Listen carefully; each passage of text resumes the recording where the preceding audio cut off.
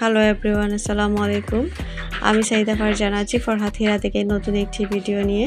তো দেশ এবং দেশের বাইরে থেকে যারা রেগুলার আমার ভিডিও দেখেন সবাইকে অনেক অনেক ভালোবাসা আর অভিনন্দন। আর আজকে সকালটা শুরু করেছি আমার বাবার বাড়ি থেকে, মানে আমার বাবার বাড়িতে বেড়াতে আসছিলাম। তো আজকে সেখানে ভাবলাম আপনাদের সাথে আমার বাবার বাড়িটা একটু শেয়ার করি। যেহেতু আপনারা আমার শ্বশুর বাড়ি দেখছেন, তো বাবার বাড়িটাও দেখাই দিই। যারা রেগুলার ভিডিও দেখেন সবাই তো জানেন কম বেশি। তো যারা এখনও নতুন, চ্যানেলটা সাবস্ক্রাইব করতে ভুলে গেছেন, আপনারা চাইলে প্লিজ চ্যানেলটা সাবস্ক্রাইব করে পাশে থেকে যেতে পারেন নতুন ভিডিওর জন্য। আর আমার পুরোনো ভিডিওগুলো দেখতে চাইলে ভিডিও শেষে স্ক্রিনে দেওয়া থাকবে, আপনারা দেখে দিতে পারেন চাইলে। তো বাবার বাড়িতে গেছি, ভাবলাম আমার ছোট বোন, আমার বাবার বাড়িতে শুধু এখন আমার আম্মু, আমার আব্বু আর আমার ছোট বোন। তো সে স্কুলের টিচার।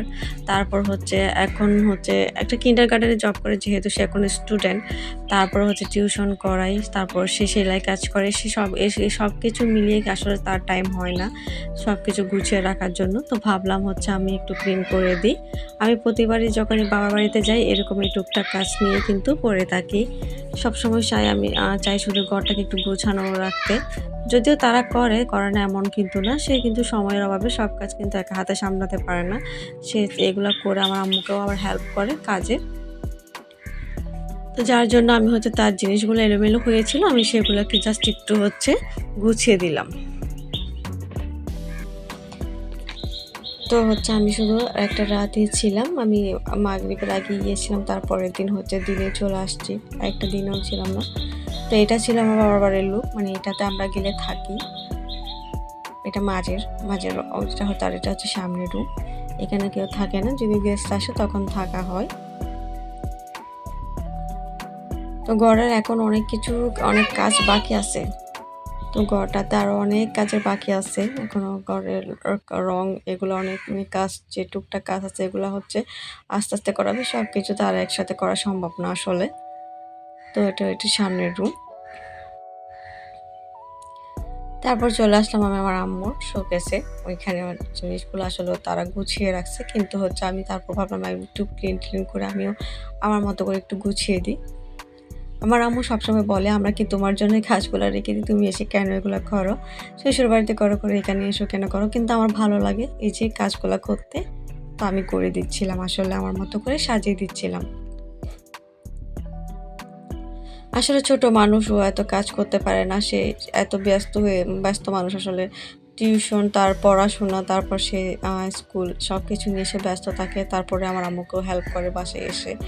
তো যার জন্য সে সব কিছু আসলে একা হাতে গুছাইতে একটু সময় লেগে যায়, তার কষ্ট হয়। তো আমরা গেলে টুকটাকের ক্লিনিংয়ের কাজ করে দিই।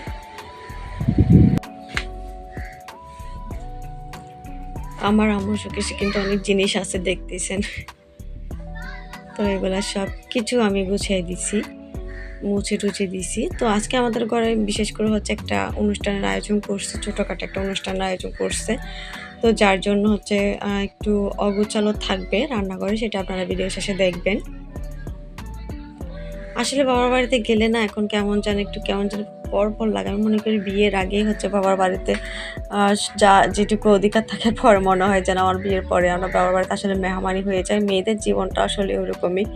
বাবার বাড়িতে আসলে 2 থেকে কিছুদিন থাকলে যেন মনে হয় যেন কেউ কিছু বলতেছে, আসলে কেউ কিছু বলবে, কেমন যেন একটু পর লাগে। আমার কাছে সব কিছু কেমন জানি লাগে, অচেনা লাগে। বাবার বাড়িতে বেড়াতে যাই, এটা খুবই কষ্ট লাগে আসলে আমার। আমি জানি না এটা আমার ক্ষেত্রে হয় কিনা, সব মেয়েদের ক্ষেত্রে হয় কিনা আসলে আমি জানি না। মনে হয় যেন বাবার বাড়িতে মেহমান হয়ে গেছি। তো আম্মু তেমন একটা কাজ করতে দেয় না, তারপর আমি টুকটাক কাজ করি। তো দেখলাম যে আমার আম্মুর এখানে নারকেল ছিল, তো নারকেলের অবস্থা দেখেন আমি কি করছি। আমি খেয়ে চেটে দিছি একদম। এটা আমরা সব বোনরাই করি এই মহান কাজটা। কে কে করেন আমাদের মধ্যে কমেন্টে জানাবেন। আমার নারকেল খুব পছন্দের। তো যেটা আমার আম্মুর কিন্তু রান্নাঘর সবসময় গুছানো থাকে, কিন্তু আজকে বললাম যে একটা অনুষ্ঠান হবে, তো যার জন্য এখানে কাজ চলবে। তো একটু অগোছালো হয়ে গেছে। আমি তারপর আপনাদেরকে দেখাই। যেহেতু আমি থাকবো না, যে চলে আসবো, তো তখন তার ভিডিও ফুটেজগুলো নাও নিতে পারি, যে যার জন্য ভিডিওগুলো এখন নিয়েছি এলোমেলো অবস্থায়। এখানে মুরগি আনা হয়েছে 8 কেজি মতো,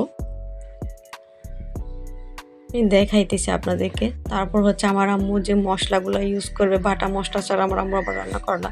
তো এগুলো নিয়ে নিছে, এখানে কী যেন আছে। সবগুলা ভিজাইতে দিছে, আরগুলো ব্লেন্ডার করে নেবে।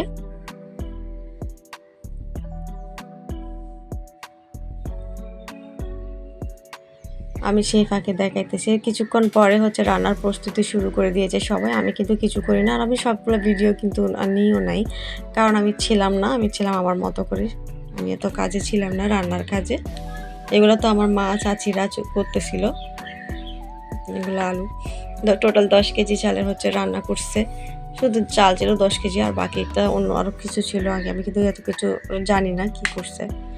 তো দেখতেই পাচ্ছেন সবার এদিকে হচ্ছে এটা চুলা, তারপরে এর পাশেরটা হচ্ছে ওইখানে আর গোসলখানা।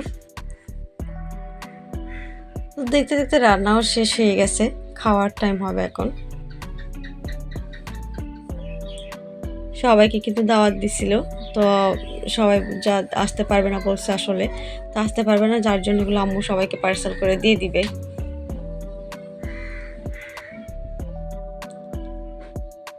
তো বাবার বাড়িতে গেলে আসলে এখন আমার আগের মতো আর এত মজা লাগে না। আমার বোনদেরও বিয়ে হয়ে গেছে, শুধু ছোটটা আছে।